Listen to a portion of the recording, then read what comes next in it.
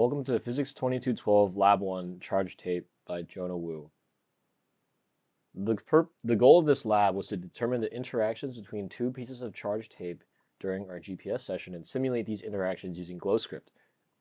Through these goals, we were able to predict the charge of the tape and the excess charge on one piece of tape.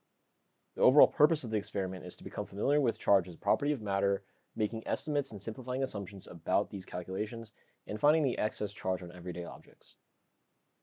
Some key physics concepts involved in this law is Newton's second law, which states that the net force on an object is equal to the change in its momentum over time. Another physics concept that we used in this experiment was the gravitational force near the Earth's surface, which states that the gravitational force is proportional to the mass of an object multiplied by the gravitational constant g equals 9.8 meters per second squared, and this force points in the downwards y direction. Another important physics concept involved in this lab is the electric force and the electric field, which is Coulomb's law, which states that the electric force is proportional to Coulomb's constant, which is K equals 1 over 4 pi epsilon 0, and charge strength, the inverse square relationship to the distance between the charges. The direction of r is from the source charge to the observation location, as shown in the equations below. And Coulomb's constant K is equal to 1 over 4 pi epsilon 0, which is around 9 times 10 to the 9th Newton meters squared over Coulomb squared. Some key assumptions involved in this lab were that the pieces of tape act as point charges, where the point charge is located at the center of mass of the tape. We can model these U-tapes as point charges in the computational model. We also assume that air resistance is negligible and that both tapes have the same amount of charge. The initial conditions are stated here, with the tape length being around 2.2 meters, with the tape width being about 0.02 meters. The mass of the tape is around 0.2 grams. We identify the system as the first tape and the surroundings as the second tape in this experiment. The overall procedure for this experiment was that we create U-tapes by placing tapes on top of the table and then putting another piece of tape on top of the first one and pulling the top tape off quickly. Then we can observe the interactions between two such tapes. Then we observe the interaction between one of these tapes and a charged plastic object, which in our case was a plastic pen rubbed with wool. Finally, we suspended one of these tapes on two objects of equal height as shown on the right in figure 4, and we placed another U-tape below the suspended tape and observed the motion of the suspended U-tape and noting the distance between the tapes.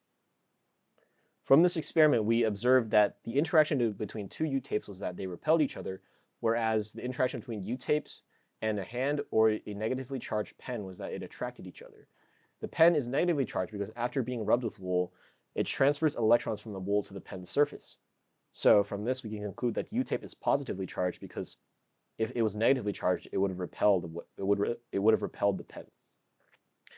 We also observed that the interaction between the suspended U-tape and the other U-tape was that it was repelled, with a separation distance of around 0.03 meters, and distance is equivalent to the magnitude of r.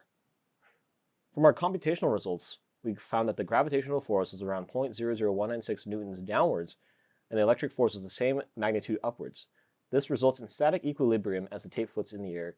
The initial distance is closer, so the electric force is greater than the gravitational force, which causes the tape to lift up and float at a certain point.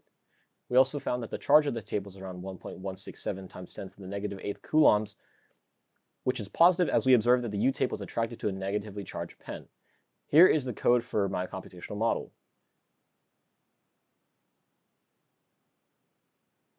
We can see that I have defined the constants used in this experiment as follows, as well as through the calculation of the various electric and gravitational forces here, and other calculations such as charge, the number of deficient electrons, and the tapes and the forces themselves. When I run this program, we see that we get a model here modeling the forces on the top U-tape as a point charge.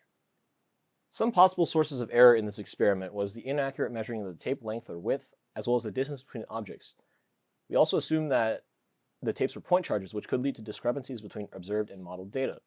Holding the tapes not entirely parallel could also create small inconsistencies in distance measurements, as well as the possibility of rounding errors. One discussion point is that what if the electrons had positive charge and protons had negative charge?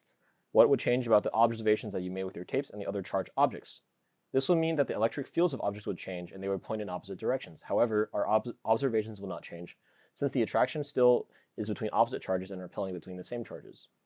Finally, why is it important to handle the charged tapes as little as possible, and what happens when the charged tapes come into contact with your hand or other objects? When this happens, charges can be transferred between objects in contact as electrons are transferred between objects in contact, as we learned in lecture. Charge tapes coming into contact with your hands or other objects will result in electron transfer, decreasing the overall charge of the tape and making the attraction or repelling force not as strong.